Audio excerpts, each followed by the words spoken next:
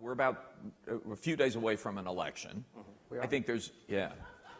And I think, I'm not going to ask you how you're going to vote, but I think in the wake of, these scandals we've had, starting with Valiant and then Shkreli and then the Mylan EpiPen, there's going to be enormous pressure. Really, whoever gets elected, there's going to be enormous political pressure to say, screw this, we tried it. We want Medicare to be able to negotiate directly with drug companies, which I think effectively means we're going to regulate drug prices like everybody else in the world.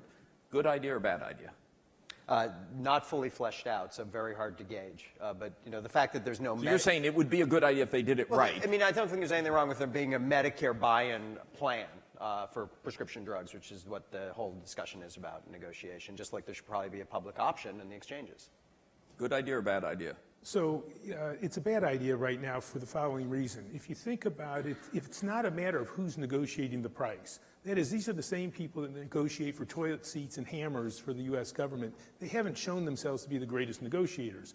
The bigger problem is, do they want a narrow formulary and take away choice? You can get really good prices like the VA does because the VA has one beta blocker available. And so they give entire market share to a pharmaceutical company. What Medicare has is a situation where they allow every single drug to be on the formulary, and there's no reason for a pharmaceutical company to give them a better price just because the government's negotiating. So they actually have to be able to do formulary management, narrow choices, and will people want that? That's a big trade-off.